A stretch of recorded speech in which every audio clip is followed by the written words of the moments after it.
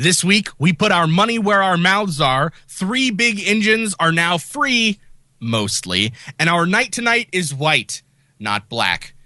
Don't forget that we swim with the sharks, and make sure that your throughput in Factorio is efficient. This is episode 41 of the Indie Game Riot.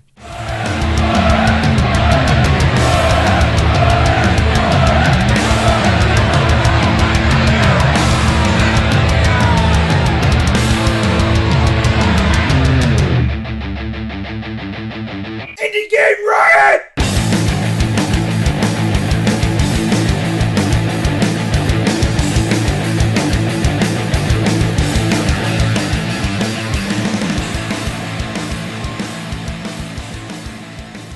Hey everybody, this is Indie Game Riot, episode 41. Man, it is, I can't believe we've made it this far. I say it every single time. Yeah. Every single time. Every time. And it's just 41 episodes is a long time when you're talking about podcasts, and we've done a lot, and we're a whole website now, and making interviews with famous people. And we've been to multiple cons, had interviews with a ton of awesome people. I mean, you know, come on. Do you realize we're almost pushing a year? We're like 2 months away. It's getting there. Yeah, almost a year. Yeah. We're gonna have to do something special. Yeah, I want to throw I don't know, not a party because y'all not going to fit in my party. Yeah. Everybody come over to my house. We're going to do something. But as per the usual, we can start off the show by telling people what's been going on with our lives, because that's what people are here to talk about. Yeah. Not games. Screw games. Games. Rev, you have something new. You have something that's happening. Do you want to go first? Because mine might take a while. Oh, that's true. So it snowed again. Oh well. Can't get my car out of the driveway. Can't drive for my job. I was actually thinking about it. Like, things around here are starting to like pick up again. Like we were really like coming off of the multiple cons that we had all been to.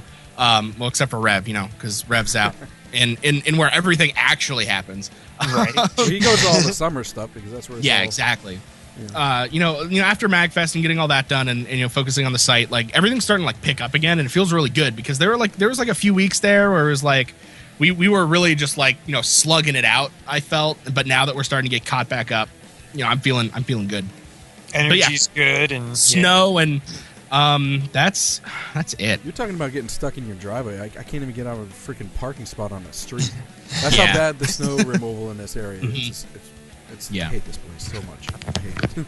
Well, the worst part is that I'm on a non, what do they call it? Like basically a non-important road. So noon yesterday, they plowed one lane. And by 3, it was covered again, and everyone's like, oh, they plowed. I'm like, no, they didn't. I can't see the road.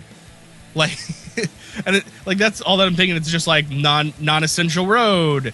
This so-and-so drive plowed at noon. Done. Don't have to go back there. So that's basically the situation that I'm in. But Yeah. Good snow. I like the snow. I like staying at home. I like it just not hot or cold. I like it cold. I like cold weather. No. Screw that. So new for me, really exciting career news. I got my boss and the owner of the company went into the owner's office and shut the door. They were in there for like an hour and didn't really think anything of it. They prefaced it with, "Hey, do you have time to have that meeting about scheduling?" And I know we've got a lot of projects that are kind of almost starting to fall behind, and we got a lot more projects that are coming in. We just signed a new client, and we've got like 40 some odd projects all coming in that are due within the next couple of months. Don't really think anything of it. And my boss comes out, sits down at his desk, checks in like, "Hey, everything all right? No, nothing caught fire." And as he's saying that, I get an email from the owner. "Do you have a minute? Come see me. Come see me when you have a moment." And I was just like, that feeling when you're pretty sure you haven't done anything that's really fucked up, but you're not 100% certain. It's that and feeling that kind of like gets you like right. Yeah, like right there, like your the knot clenches up. You just kind of pucker, and you're like, "Oh God!" Someone from the cubicle over just hears. Exactly. So I'm like, oh yeah, no, I'm teaching myself some advanced scripting in PowerShell at the moment. Yeah, I'll just come on over. And I walk over and the door's closed, and my boss is like, yeah, his door's closed. I'm like, well, he just sent me in. So I run back to my desk and I grab a notepad and pen, because I want to look good, pretend I'm paying attention. And, stuff like that. And so like knock on the door, open it, and go sit down. And he gets up from his desk, walks across the room, and closes the door. And I'm like, oh God.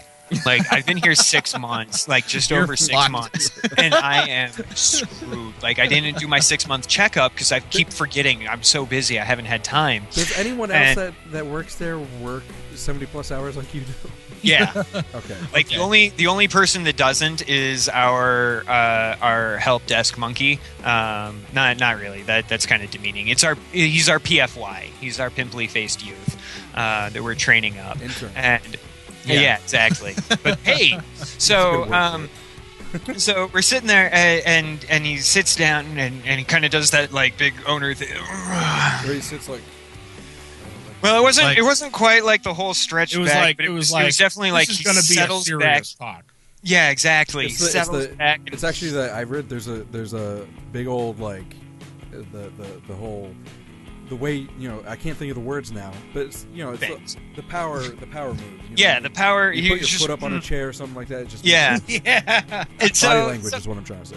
So he sits there and he's like, so as you know, we've got a lot of projects that are currently going on, and we have a lot of projects that are coming down the pipe, and I want to start this by kind of giving you an incentive to say yes to this. And I was like, okay. He's like, if you notice on the table to your left, you have I got you this really nice bottle of scotch. It's my new favorite sipping whiskey, the Balvenie 12-year double cask. Oh man, I've had scotch once in my life, and I enjoyed it a lot. I'm kind of jealous. This right here, I'm opening it for the first time. That was a 12-year? Oh. It's a 12-year double barrel. I'm not sure. You deserve it, but at the same time, I'm like, this is messed up. I want it.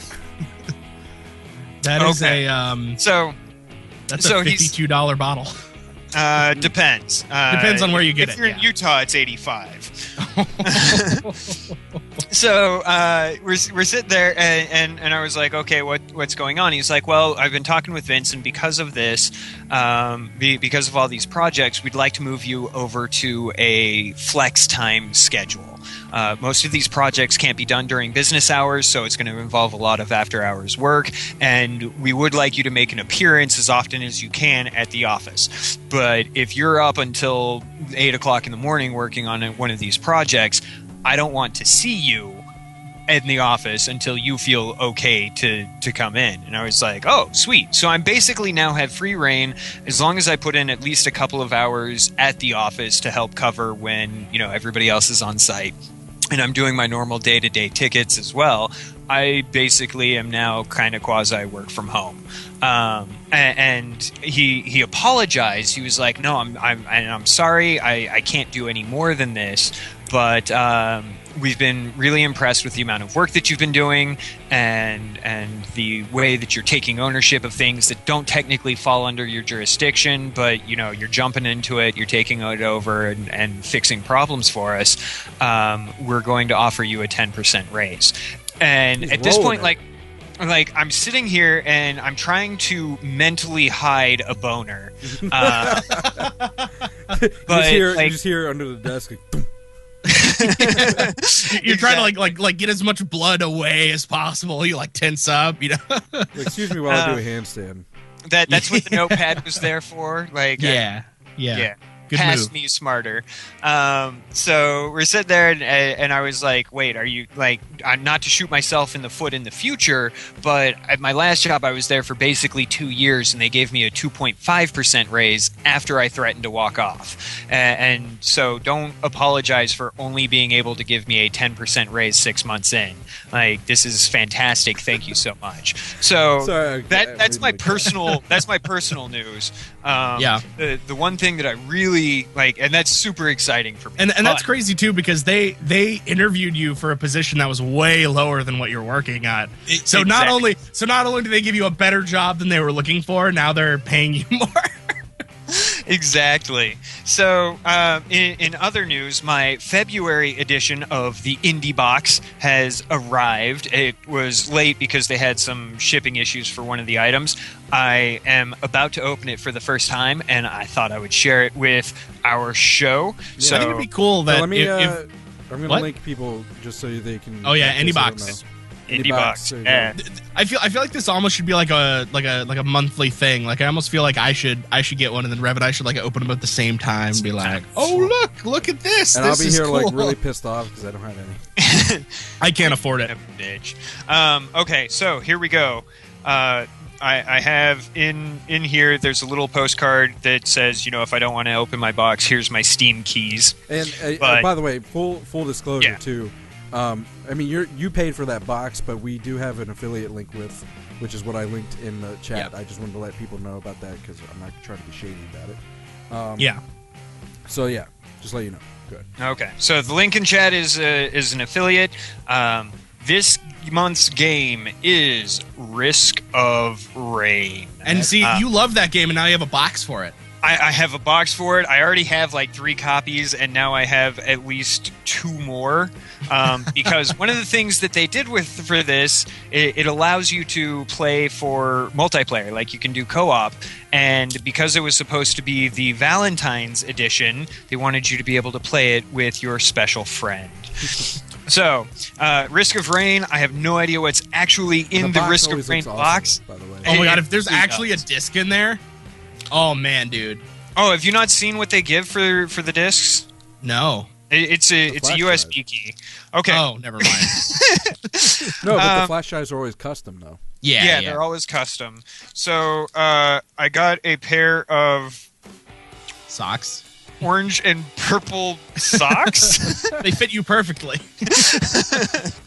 I think those that's be good for the cold winters in Southern California.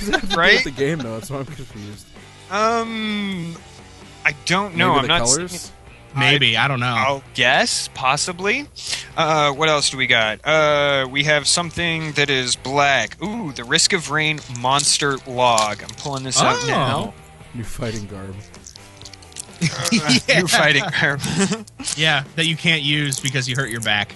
Yeah, I'm not allowed to fight for the next month. Okay, so it looks like it is a page-by-page blank journal. I can put notes in it, and at the bottom, it has information about the various monsters that are in it. So the Greater Wisp. Cool.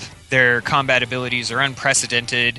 I can be clear 200 meters away, and they still manage to hit me square in the chest. I must stay hidden before they find me again. That's pretty awesome. So, kind of cool. Little journal note log type deal. What else do we got? We have a Risk of Rain sticker. That's going to go on my desk at work.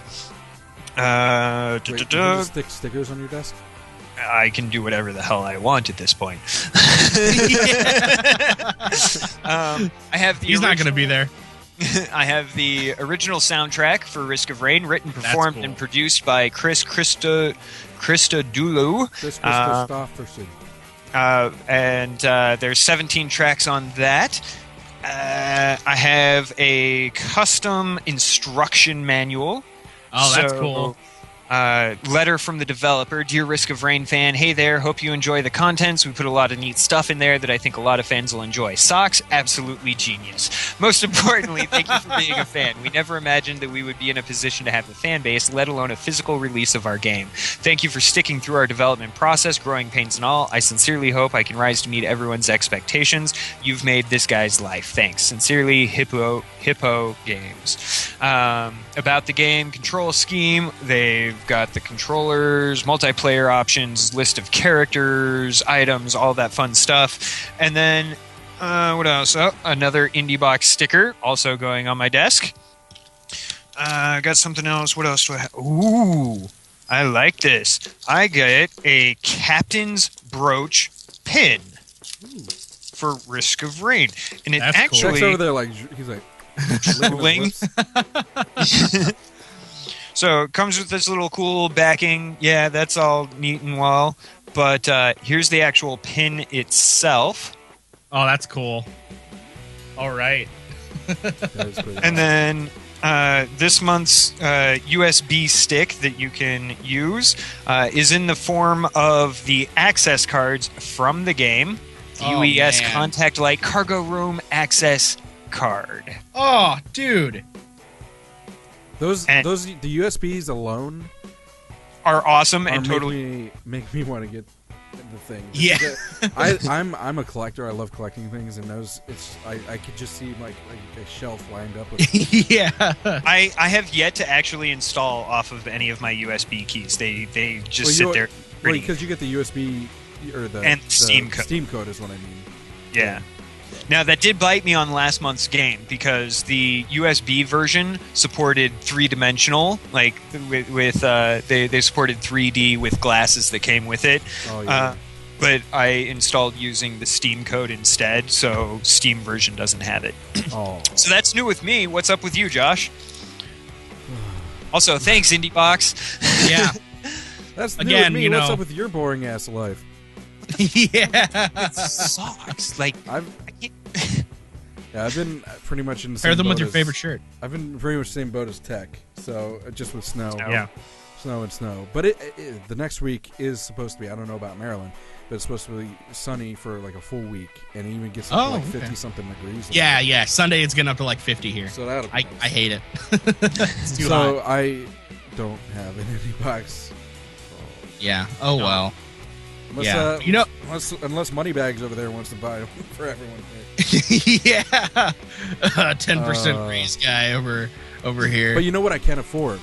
What can you afford? An indie news injection. Are you bored with the same old games? Yeah. Why, then give yourself an indie news injection. Thanks, Indie Games.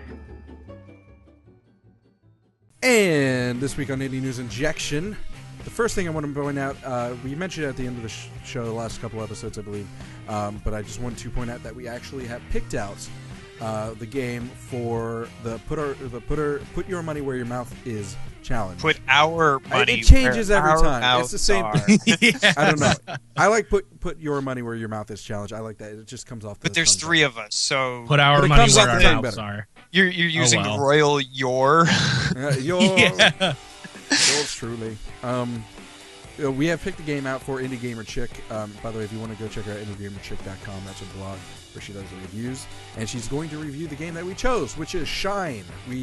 That was one of the 4 games that we featured last month. We always pick every month. We're going to pick out a game that we featured over the past month, and as long as she hasn't reviewed it, and as long as it doesn't Trigger mess with her epilepsy. yeah, if it doesn't trigger her epilepsy, she will review it. So she'll buy the game, which supports the devs, and it gives it exposure because she has a pretty popular blog. Also, we'll match the price of the game by donating that money to her charity of choice, which is the Epilepsy Foundation. She's already got the game. She's playing it now. She's notified me.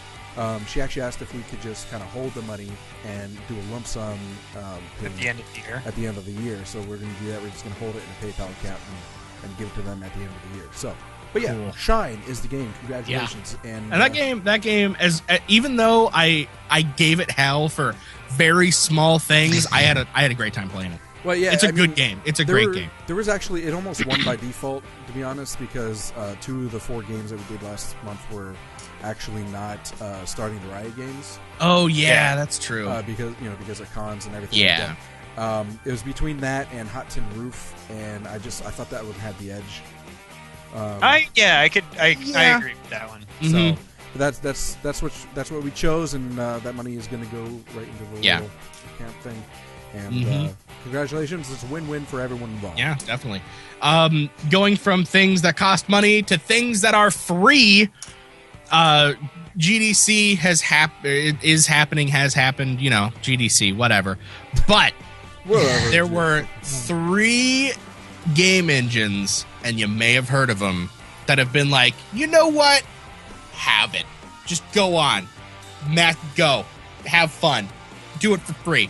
And that would be Unreal 4, which looks freaking amazing. If you haven't seen the demos for that, check that out. Source 2, again, you know, Awesome. Yeah. you know, Valve, what can we say? And then one that you don't really, think a lot about, but you talk a lot about, which is Unity. So now there isn't, I don't have a whole lot of information on Unity going, basically free, other than that it is free. And also Source 2, there isn't so much information on it other than it will be free for developers. But Unreal 4 will be free. You can actually go onto the site and just get it, download it now. and be part of the community, and have access to purchasing a lot of the cool things, and that's for movies or video games or anything else you want. And basically what they're asking for is please correct me on this, I cannot remember if it was 3% or 5%. It's 5. It's 5% after the 5%. First $3,000 of gross sales. I think I mentioned this in the 100,000. interview that Rev and I did with Rubicon. Okay. I think I mentioned not this specifically, but just the fact that I freaking love I love technology nowadays. Yeah, it's just, exactly. And the openness of the internet, I love it so much, because this is why the indie game community explodes, is exploding continuously, exponentially, because of things like this, and it's just opening up a lot of opportunities for everyone. I'm gonna sneeze right now, so excuse me. Yeah. But yeah, so Unreal 4, and also the cool thing is that if you use Unreal 4 for your movie, you can just use it. They don't even want your money for a movie made in Unreal 4. But yeah, it's after the first 3,000, and we still have yet to see whether Valve or Unity are going to come out with similar deals. But we talked about Unreal a while ago with their with how they had switched their platform, where first cost a certain amount, and then it was like a certain percentage, but now it's just like have it. Like business wise, like this is a really good decision to make, because there are a lot of developers out there that would love to be able to use an established engine, and I know of several developers that I've spoken with since the announcement was made that were like, I love the idea. I have so many ideas for using this engine, but I can't afford the upfront cost of it. And so now they have this option, and it's a better option for the developers of the engine itself, because instead of losing out on that stream of revenue, they also now have these people that are like, hey, yeah, I might make 30 shitty games, and you're never going to get a penny off of those, but that one Super Meat Boy, that's where it comes in. They're gonna make, even though they're not getting paid for the initial buying the software, but that how many games are going to be made with this? Really, when you think about it, you said 5,000 was the limit? 3,000. 3,000. Are you sure about that? Because I sworn I read it was 100,000. I read it somewhere. I can't.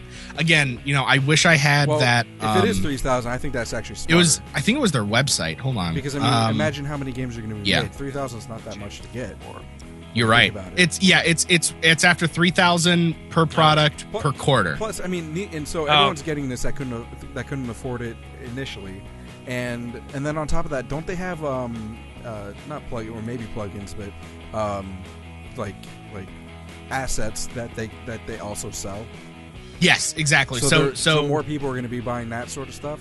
Yeah. Right. Well, but see, even more than that, because you can buy assets for almost anything on so many different sites now. The fact that they're bringing that out, is good, especially considering that they're in-engine, things. But think about it like this. And I was reading, a bunch of stuff about developers at GDC and talking about their experiences today, and they were talking about how there are so many more new developers, just there making stuff. Some of it's good, some of it's shit, but that's sort of what happens.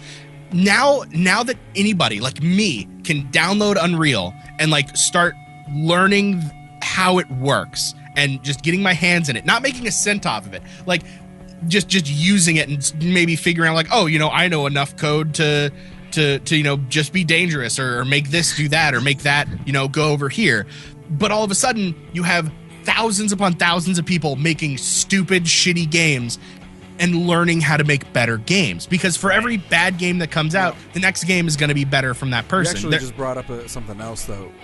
The one issue with this for people like us and for fans or for just gamers in general is that there's going to be maybe a saturation. What? Maybe. A saturation but of again, shitty games.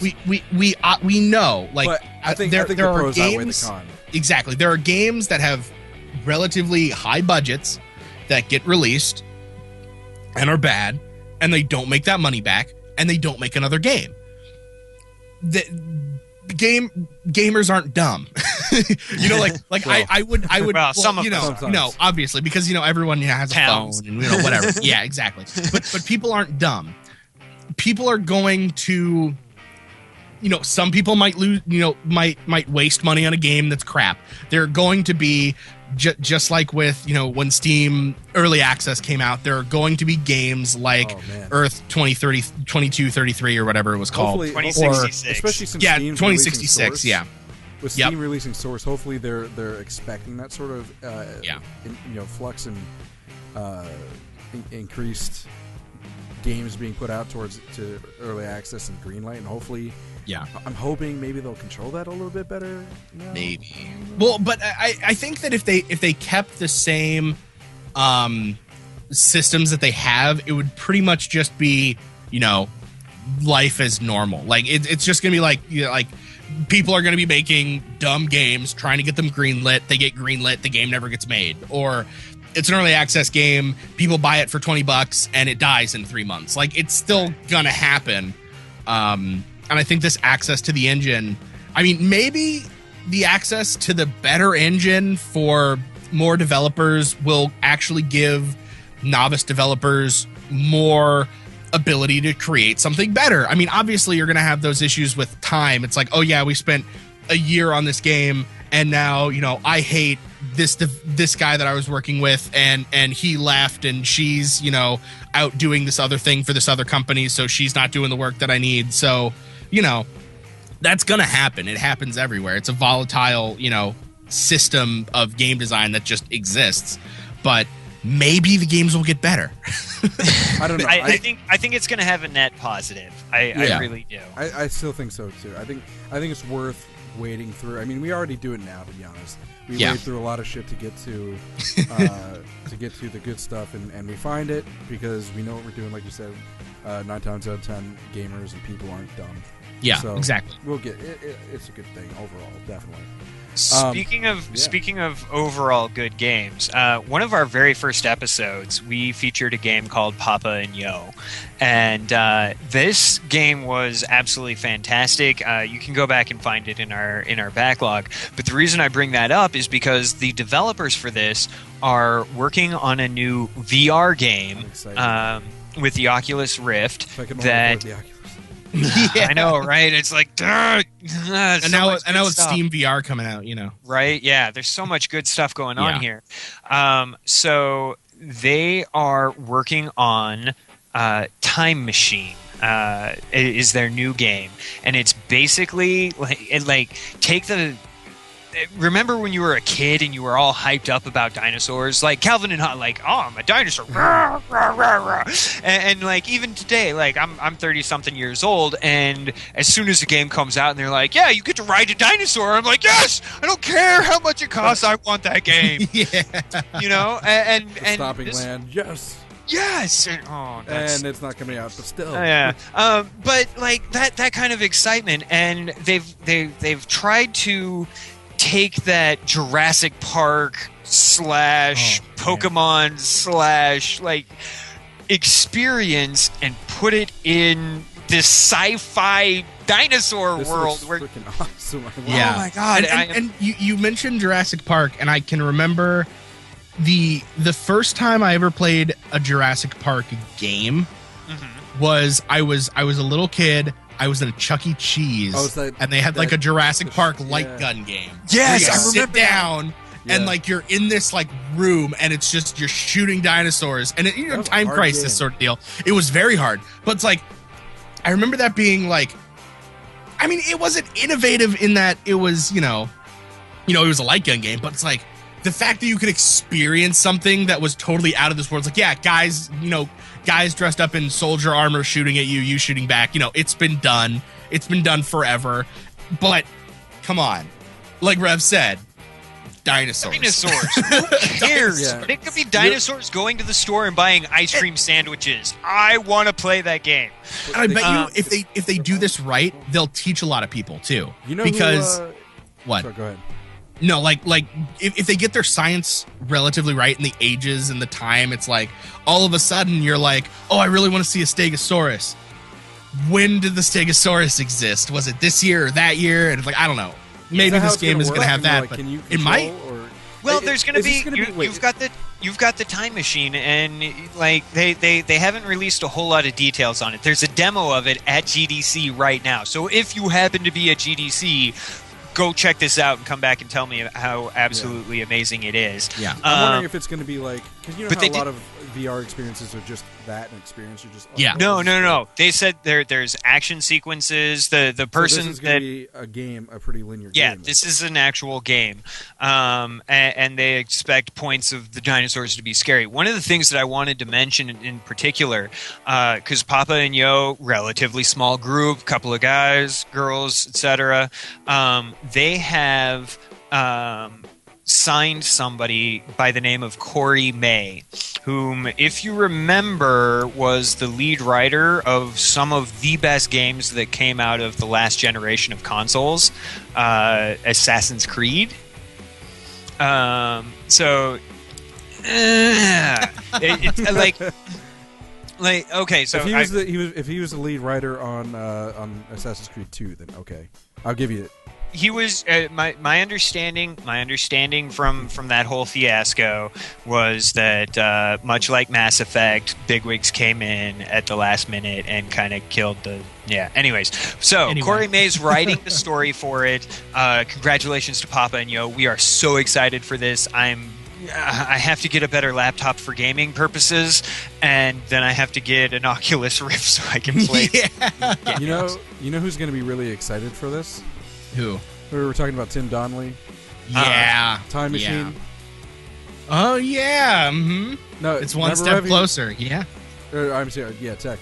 I'm talking about. Yeah, one step closer. Yeah, I totally remember designing the the Time Machine. Tim Donnelly Time Foundation. Yeah. Yeah. If you haven't, check out when it comes out. Actually, because it hasn't come out yet. For those of you watching live. Yeah. But yeah, check out the Tim Donnelly episode. It was the last episode before this. If you haven't already, because he talks about the reason behind his name, Donnelly Time Foundation. It's pretty interesting. Anyway, is there anything else? I thought there was something. Yes, well, Molotov cocktails. No. Oh. No. Bad segue. We don't have a discussion point, but this segment and the previous kind of, I think, covered that pretty well. You know what they call me sometimes? What? White Knight. I'm starting the riot. Uh-oh.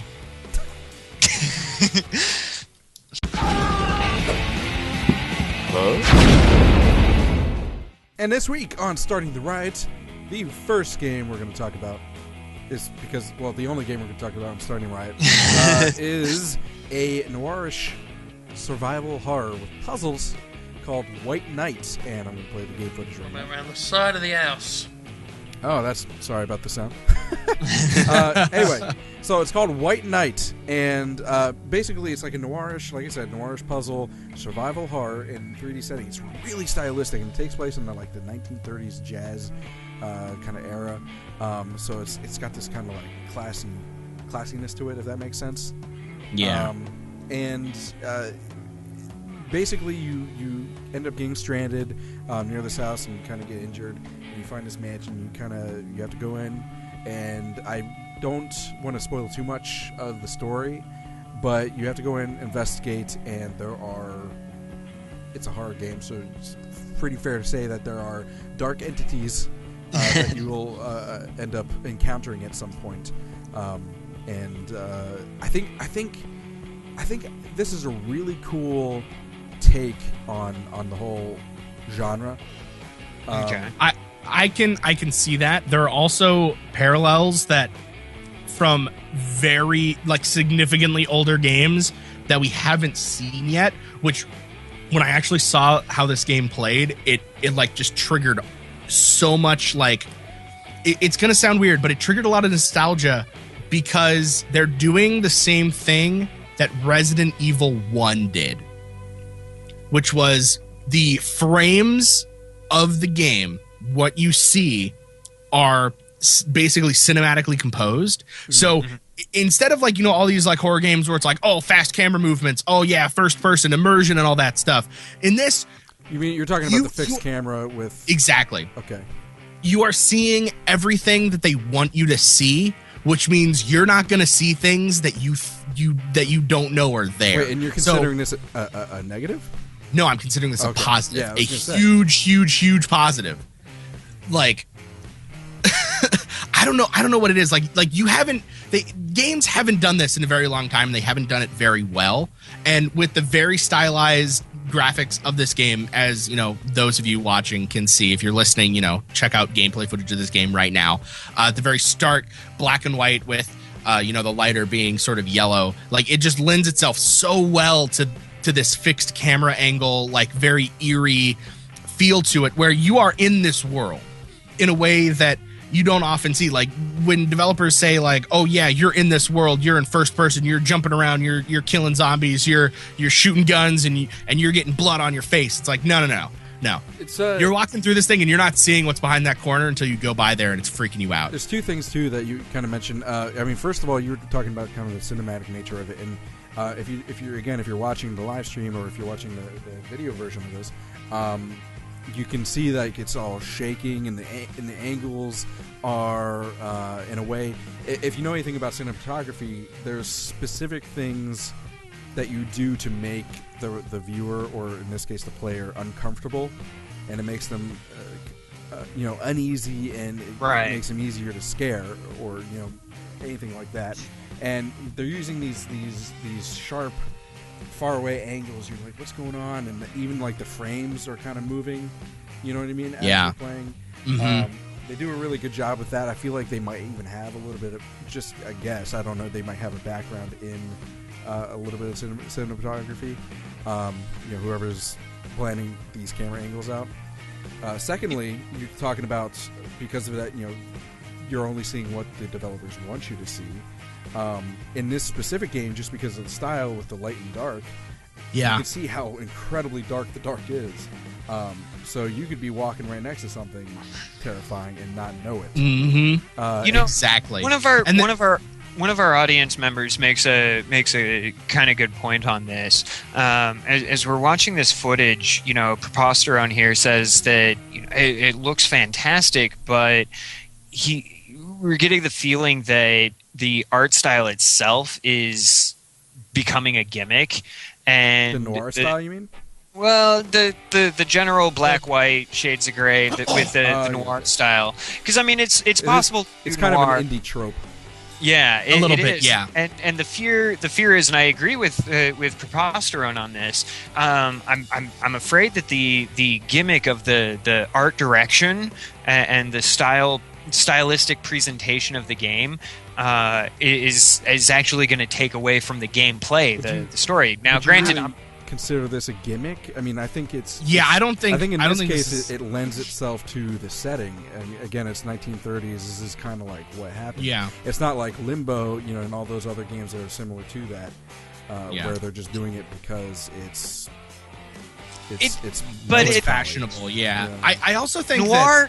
It doesn't necessarily just mean black and white, though. Like this is a very simplistic way of saying noir, but think of true noir is, but true noir is it's an emotional connection, and and it's a particular way that the sound and the dialogue ties together to bring that. You don't think that you would get this in this game? Well, I would say that it's light noir, probably, because. But regardless of like whether it like falls into a certain genre or not, I feel like obviously the whole black and white, you know, crazy blown out shadows and crazy blown out highlights are, you know, getting sort of like tropey. Because it's possible. It's possible to do noir. I mean, look at Max Payne 1 and 2. There is nothing more noir than Max Payne 1 and 2. Well, that's they were not done in so. black and white. Yeah. You know, so it is possible.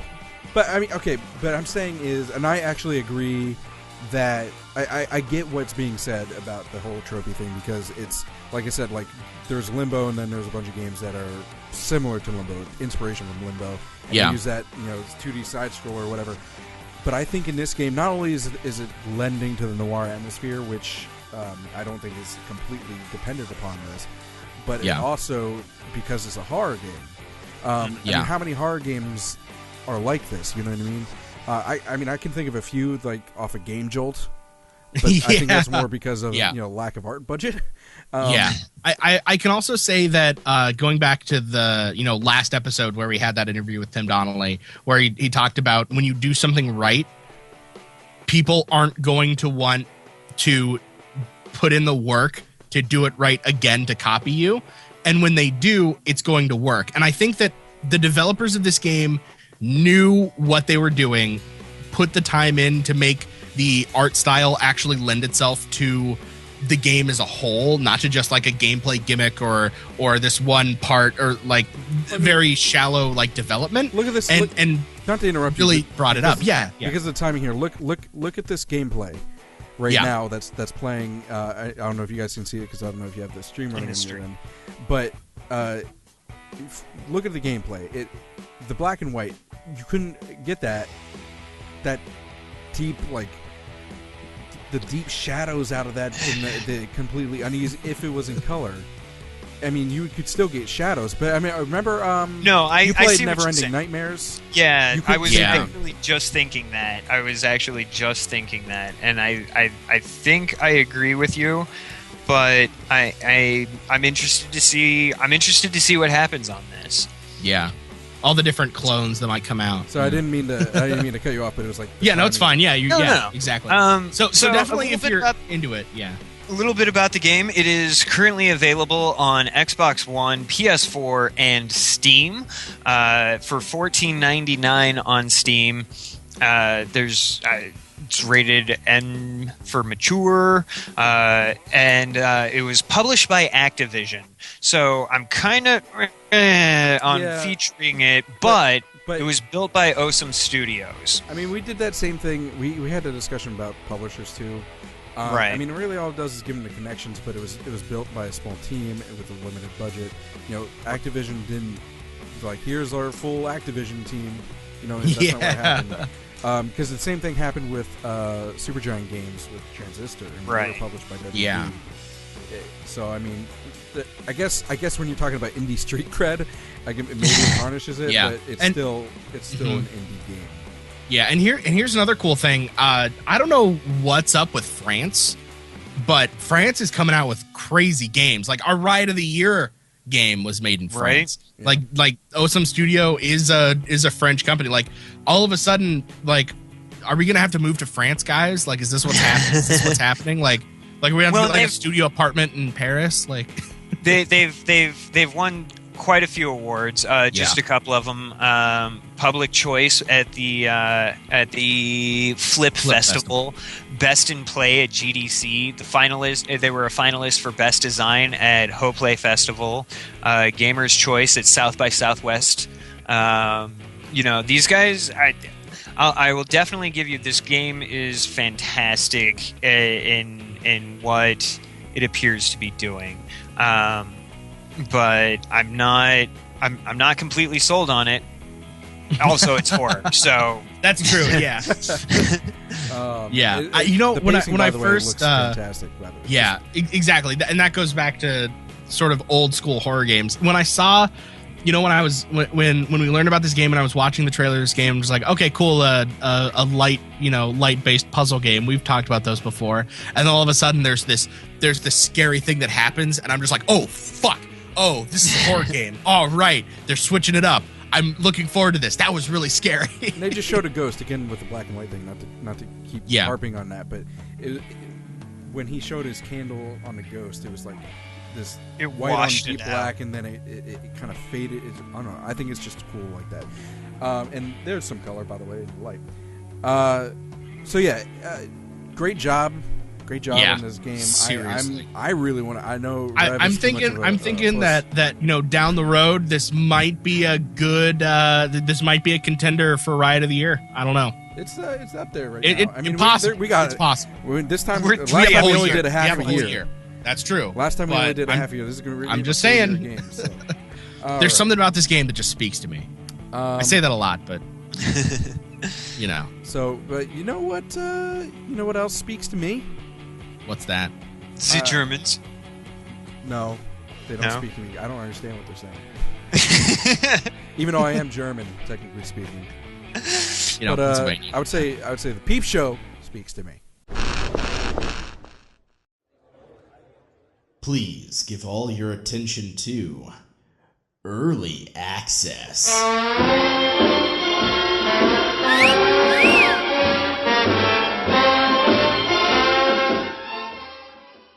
This week on Peep Show, we are talking about probably one of the most in-depth, content-rich Peep Show games that we have ever talked about, and it's still an alpha. We are talking about Factorio, a game where you start off as a humble dude who has to basically cut down a tree and then punch some rocks to make an axe, and ends with you having railway stations across the entire map with everything being automated and little robots helping you resupply and build whatever it is you want to build. Yes, it is a very slow-paced game, but it is a factory building game like no other. Seriously, it's in 2D, but there are 3D sprites. It's like 2.1. It's a top-down. It's top-down. Yeah, exactly. Better than Infinite Factory? More in depth than Infinite Factory. There's a lot more to do. So basically, you start out, you make a furnace, you start smelting in, you get some coal, you start smelting some metal, you get some metal, then eventually you get automatic miners, and those mining machines will mine up stuff, and you can make conveyor belts to carry that stuff to bigger smelters, and then you have to have grabber arms lifting stuff off the conveyor belts, and all of a sudden. What? It's like a cross. It's like the bastard love child of Minecraft meets SimCity meets StarCraft. Visually, you're right. It does look very much like StarCraft, and there are enemies that you have to defeat, and it is Minecraft only in the first maybe 5 minutes, maybe hour, where you are Or maybe in the learning curve department. Yeah, exactly.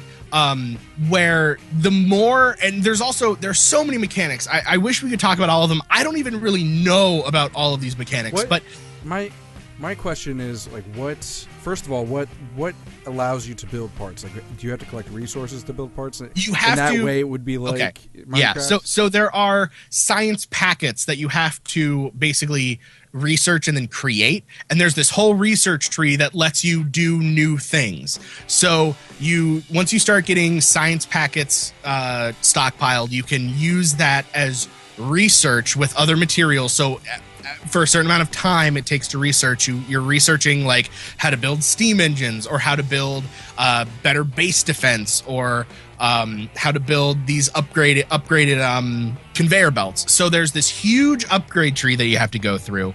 And so basically the more you start building, the more pollution you create, which means the more monsters that are around, these alien monsters, start attacking you. So you quickly have to learn how to manage your pollution to how much you can attack, and start upgrading your guy so you have shields and better health regeneration and shield regeneration. But you also have to keep, walls and turrets up to date and healed and repaired.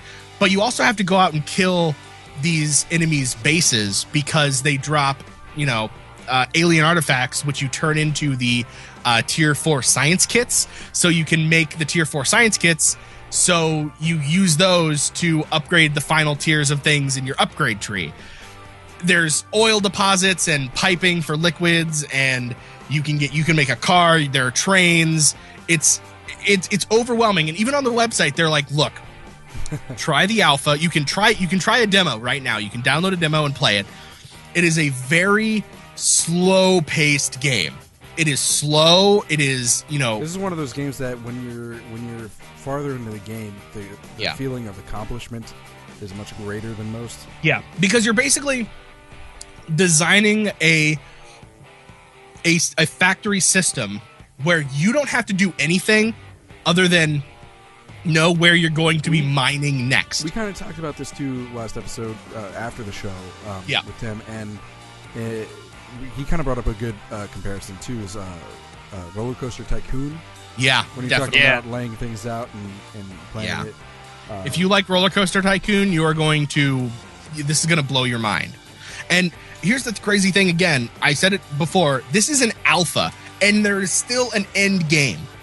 Like, you actually can beat the game. And we talk about buy at your own risk, but you said there's an end game and all this stuff already in an alpha build. Yeah. Even if it doesn't get completed, you got a freaking game already. Well, and not only that, but the craziest thing is you go to the developer's Twitter, and they're talking about basically finalizing the game to ship.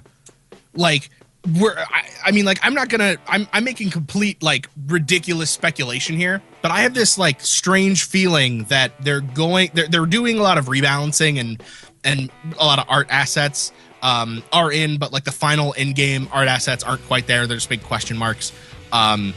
But I have a feeling that the beta time that this is going to exist in is going to be very short, because they are working to actually get this done. And the number currently, as of February 2013, is 72,000 people have played this game and and basically bought the game. Something to mention. This is this game's coming out of Prague, and they ran a successful Indiegogo campaign. They were asking for 17,000 euros, which is something around the lines of like 10,000 in real people dollars, and they ended up raising 21.5 thousand euros. So they like, I got to give it to them just on that part alone. They managed to meet their budgetary goals, and normally this kind of a delay from a business and consumer aspect would bother me. I like one of the games we talked about just recently was much like that. Like, oh yay, you guys did a crowdfunding in 2012 and you did a second one in 2013, and now you're still not out with an alpha of the game. Yeah, I don't get that same apprehension here, because they've been actively working on it. Their updates are consistent, and one of the biggest things that bothers me about a lot of crowdfunding games is, oh hey, we've got our money, and then they drop off the face of the planet. Yeah, and exactly. Maybe update once every so often. These guys have been very active. Yeah. You can buy. I just wanted to mention it now before we keep going into deeper design choice and stuff like that. You can buy the basic alpha, access to the alpha right now, which includes all game updates in the future. It is $17.50 in US dollars and $12.50 in euros. Yeah, so, and they even talk about it where you can buy it, where they say that they're basically delivering new alpha versions every 2 months about. And that's a pretty reasonable time to expect decent updates, especially on a very numbers-based development that this game is, because everything is about time and speed and how things are efficiently done. Right. But there is, and they're also, they aren't even on Steam yet, which blows my mind. But also, what's cool is when you buy the game in alpha, when they get on Steam, you're getting a Steam key. And there are other games. I think we talked about StarMade, which did that as well. And really, it. When I first saw this game, I found this game on YouTube from a Let's Player, and I'm looking at this. I'm just like, that's a cool game. And then I looked on the website and it's an alpha. Why is it still an alpha? Mentioning that it's an alpha too, I mean, it has all these features. Do you know? Yeah. Do you have any idea? Like, have they given any hints as to like what features they're going to be? I think at this point, because they're not the most active on social media. Actually, I've been trying to figure out their social media thing so I could tell them like, hey, we're on a show. Well, yeah, exactly. But it's like they haven't really been on since like since today. February, since today. They've been on. They updated. Oh, yeah. They updated as of 3/6/2015. They're updating stuff. They're posting every Friday. Oh, right, that's true. On their website, their social media is a little bit slow. Well, but yeah, exactly. Like they're building an OS. They're building one of the most intricate sim games that I've seen, and they're doing it in an OS agnostic manner. It's Windows, Mac, and Linux. Yeah, like, you can't get better. Yeah, if you are into very slow-paced, mechanical, I don't want to say trivial because it's not trivial. It's not like that. If you're a creative individual who likes things very efficient, or you like things looking very cool, and you have a lot of time on your hands, I wouldn't even hesitate. Go to the website, link in, wherever the link may be around this video or audio clip if you're listening to it, or, obviously on IndieGameRiot.com. Go check this out, because like there hasn't been a game that has blown my mind this much, and like I'm afraid. I'm afraid to like get this like sink my teeth away into this. It was like there are games that do that, and this is going to be one of those games where this has happened. Playing Factorio, like, yeah, this is one of those games where you go to bed and then you wake up an hour later with like you need a notepad you wake up an hour later, just like, I know exactly how I'm gonna do that belt setup. I know exactly where I'm gonna put this. I know how I'm gonna do that. This is the next upgrade I'm gonna do. Stop thinking about. No Sleep Simulator 2015 basically. Also, random side note, they're a small team. I don't know their team name. They like don't have it posted anywhere. Yeah, so I'm just gonna call them Team Factorio. Yeah. If you are in the indie dev community, maybe a freelancer, or you're looking for a gig, they are also hiring a theme artist on a contract basis, and they are looking to hire a full-time developer that has to have really good knowledge of C++. And experience with Lua, Boost, Allegro, Python, and Git. But it is a paid position, and and there are five people making this game. Yeah, and one of those is the composer, and one of those is the artist. So there are like 3 programmers that are just like working to make this game work. And let me tell you, this game, and their hedgehog. Yeah, and their hedgehog, their mascot of the team. But like, when we're talking about like balance and just like, I don't like the game, like, especially if you look back at their Indiegogo campaign and you see the old alpha that they had. Or even pre-alpha, if that's what it was. Like, you look at how much they've progressed, like, visually, and how much they've really added, and how big this game really... Because it's a procedurally generated world, too. So every single time you start the game, it's going to be different. You can also change how the world generates, so you can set how big the world is if you want. So you can have the world on an infinite, or near infinite, longitudinal distance, but only have it like eight steps high, which is cool. It adds a challenge to it. There's so many new cool mechanics, like the pollution mechanic, with all the different monsters. The monsters end up evolving the more pollution you have out. So if you don't already have everything set up properly, you're not going to have it. You're going to die. The really effective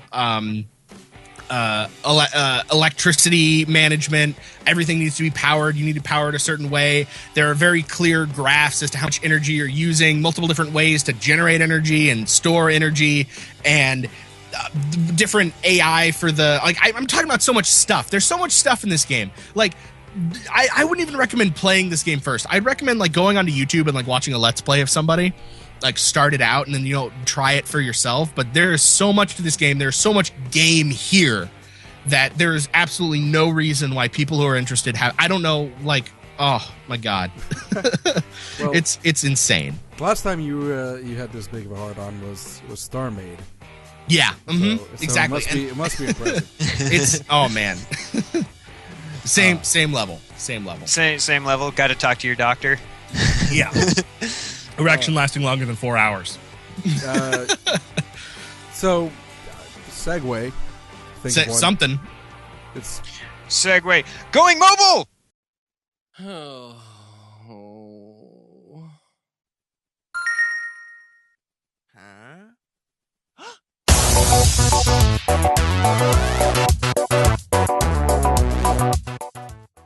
In this week's episode of Going Mobile, we're featuring a free mobile game. It's on iOS and Android called The Kitten. Now, if you go into the Play Store and you just search for The Kitten, you're never going to find this game. So you are going to need to follow the link that's in the description or the show notes or whatever else you got there. We'll have it posted. But so it's an endless runner. Think along the lines of like Bit Trip or something along those lines. Made by I've got it right here. Game Ever Studio. It released October of last year. Mechanically, I don't have any problem with this game. Like it's very cute. Like the artistic style of it is kind of cute. And there's enough contrast in what's going on. There's enough variance in the mechanics. You know, there's some power-ups. There's some D-powers that affect you. And my best time so far is only like 300 meters run and like 60-some-odd fish things collected. But it does have a decent scale of difficulty, and it's pretty straightforward. Like, if you remember when we talked about Jump and Thump, it's that exact same mechanic for control. Now, with everything that was done good with this game, the one thing that they severely fucked up on, and I'm going to go into quasi-rant mode on this, is their insertion of advertisements. Like, I understand that you need to try and monetize this game in some way, and doing it as a free game with ad support is fine, but dear God in heaven, if you start playing pop-up ads and video ads during the game, or when your ads are moving around on the game screen, like I've had it sitting, like I didn't run into that. I'm sorry? I didn't run into that. Really? Because Yeah. I did on multiple occasions where, you know, I'd jump and I'd hit a rock so it takes off one of my 3 hit points, I didn't see and that then either, a 'cause video advert would come up. I didn't see that either. That would be pretty. Yeah, impressive. I mean, I thought Like- you were going to talk about how I guess I you know, like I played the game and I was just playing it again. Yeah, And me like too. my biggest thing was that the way it was set up, like where my hands sit on the phone, like I couldn't see where I was going, and then I would tap and I wouldn't know, You and then also have sometimes the meaty jump hands. was sort of. I do have meaty hands, yeah. But like I thought it was gonna be that. I didn't experience any of the weird ad problems. I mean, I will say that the ad placement for the ads that I saw was weird. Top And right so- corner where Yeah. nothing else is. So you're like design wise, from a UI standpoint. I mean, it's very simplistic.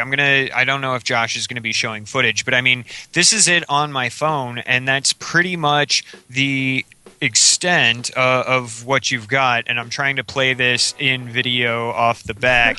So like here's your advertisement up here, and what you're running on and trying to avoid is down here. Oh, I suck at this backwards. And so, you know, it's one of those things where your natural inclination from a design point is to start controlling in the areas that are accessible. And having advertisements up there where you're trying to control, and on the other side where you have, you know, other actual menu items, it irritates me. It really, I mean, really irritates me. I could see that because I mean I don't know why because I mean not every other but most other free games that, you know, use advertisement support, they always put it, you know, you die then they then there's an ad. And you know, maybe this is just me being crotchety me again, but it like, I hate advertisements. If make this game cost 99 cents and I will buy 16 copies of it just to never have to see an advertisement. But as it stands right now, like, it's fun. It's a good bus ride game. I do have to say that, I mean, I wouldn't say that that's not worth 99 cents if they wanted to charge for it, because it's totally nice. is. It's very nice. It controls very well. Like, I think the biggest thing that threw me off was you will hold, when you hold jump, you jump for as long as you're basically holding it. So if you just sort of tap, well, yeah, like there's gravity, but you know, if you just like tap it, you're only going to do a really, you know, small jump, and like that, like it controls well. I mean, other than, you know, my complaint of I actually coming out of a superpower at the end of one of those cliff things, I've never been able to make that jump. Yep. Exactly. But there were a few things that were like, that's frustrating, but maybe that's the point of the game. Yeah, I think for 99 cents, I think it's worth it. So if the devs are listening to this, which they probably should be, because they actually said, "Hey, can you check out the game?" And I thought it looked good. And I didn't. Oh, the art's good. The music's good. The music's fantastic. Yeah, the music and art is good, and it looks very crisp, and it's very smooth. Well. Yeah, it just your advertisement choices piss me off. I wouldn't call that just some Go guy. I wouldn't call that just some guy, you know, screwing around in his room like, here, I'm going to make an iOS game and put it on that. Right. I would say that guy has made iOS games before and should actually charge for the game. So if you're listening to this, maybe consider switching it over.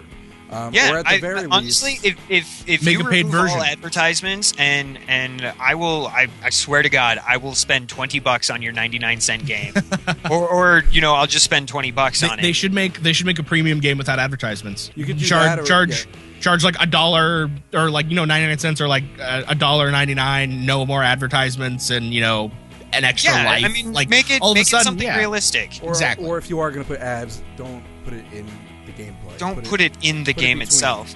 And one of this episode of Going Mobile is going to be slightly different, because I wanted to demonstrate. There's Elbow Room Apps is the studio, and they put out a game that released basically at the same time, called Don't Swim with Sharks, and it's an endless runner that has the collectibles, and, you know, it has obstacles. Now, granted, it's slightly different because you're going under the ocean. You're a scuba diver, and again, I don't know if Josh is going to play footage here, but now. If you wait like 10 seconds.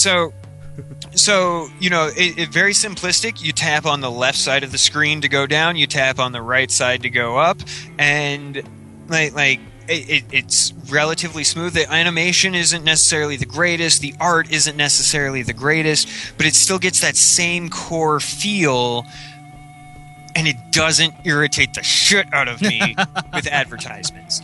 And it's also a free game. And I'm gonna say to the developers for Don't Swim with the Sharks the same thing. You could charge for this game. I have no problem dropping a couple of bucks, $5, $10. Well, okay, maybe not $10 because I have a limit for my mobile games. But, you know, for the state that this game is in and how it is, it's not bad. Charge a little bit of money for that. Get some return on that investment. And going back to the Kitten, charge money. Don't irritate your end user. If you're gonna put the advertisements in, make them unobtrusive. Make it so that doesn't interfere with where your design, because I can't play the game in a vertical orientation. It automatically rotates it, and I have to adjust to the horizontal. Design choice. It fits with the game. But when everything's happening on that lower quarter quadrant, you're controlling naturally in the upper quadrants, and you're placing advertisements there. So I don't know if that was an unintentional thing or if you were intentionally, you know, pay per click placing that there. And if that's the case, go jump in a fire. But I'd like to think that you're better than that. That is true. I didn't think about the pay-per-click thing, and that I have seen that actually on games where they put it in a place where you're accidentally going to hit it a lot. That is pretty obnoxious, and don't don't ever do that. You're gonna piss a lot of people off. I mean, I guess like you can laugh your way to the bank if it's working for you, but you know. And honestly, I'd love to support this game. But give it a price tag. Remove advertisements. You know, and I'm not the best person to do market research on because I'm kind of a horrible. He's a fringe. He's one of those fringe like on those research. Exactly. Exactly. Now, but just because it's our way to, you know, I mean, we mentioned some of the pluses like that, but just because it's our way as Indie Game Riot, we like to make sure that we talk about positives of the game because there are definitely positives with this game. As you're playing it, other than, you know, the ad getting in your way, what kind of experience like as a whole? I had a lot of fun. I really did. When I wasn't accidentally clicking on an advertisement or accidentally like I hit something and then a video advertisement started playing, I had nothing but fun with this. It's just. It gets that same feeling out of me that Jump and Thump did. Jump and Thump. I think I need a bigger phone. That was cool too that you were playing that with who was that with? Was it Adam? Yeah. Adam Stevens? Yeah. So I mean it's like I don't see myself getting as addicted to this one, and that might be because I'm still actively playing Jump and Thump. But like it's fun. I would have no problem. You know, if my 7-year-old daughter comes in and is like, "Hey, I need to play a game," and you know, Daddy Matt is playing Minecraft on the Xbox, I would have no problem giving this game to her. It's adorable. It's fun, and the animation's really good too. By the way, like everything. It's like like you know, for a mobile game, it looks great. It like the. You know what? Yeah, and we're gonna eventually we're gonna have to stop saying, you know, for a mobile game. Yeah, you know, but it is you are fighting that stigma of it's just a mobile game. But, I mean, it's hard with mobile games. It's hard to really because you're limited in what you can do. However, I say that it depends on the type of game you're playing. There are people. That do innovate and create mobile games where you're just like, wow. You know, we've seen a few of them before, but you know, generally speaking, I do have kind of like okay, I get it, it's a mobile game. So I see what you're saying. To say for a mobile game, we kind of, I mean, you should take it for what it is, I think, and say this is a runner. Let's compare it to all other runners instead of this is a runner on a mobile game. I mean, right, because any runner game can operate on mobile. I mean, BitTrip Runner 1 through 5 or whatever they're at now. You know, there is absolutely no reason I can't play that on my tablet or my cell phone. And they all come from that same core mechanic, the endless runner, avoid stuff, collect stuff, reach the end, or see how long you can go. The old Kitten cannon was much the same. If you remember that Flash game. Yeah. You shoot the cat out and try and, you know, hit the balloons and the trampolines and avoid the spikes. Venus flytraps and the spikes. You know, it's that same kind of core concept, and it gets addicting. You could really get people into that. But I think... all in all, this was a good game. It just that the advertisement placement in conjunction with the interface, the UI, and the design that your controls drive you towards. That combined, like I can't necessarily say that this is going to be one of those like I'm going to keep playing it months after we feature it games, but I'm hoping to get an email from the developer saying, hey, this is what we've done, and I will totally, like I said, I will shell out money to play this game, and that might definitely bump up my opinion. It's a fun game. Try it out. Tell me if you agree. And if I'm completely off base, please let me know. If I'm one of those fringe people, you know, just come out and say, hey, no, Rev, you're full of shit. And okay, I'll agree. But, you know, better be able to logically back it up. Right. So, yeah. Challenge. Accepted. Challenge. Well, you know what else I'm accepting? Oh no, it's not that time again, is it? I'm accepting that it is the fact that is the end of the show because all No, good things, tell us more, Josh. Where can we find more Indie Game Riot? all good things must come to an end.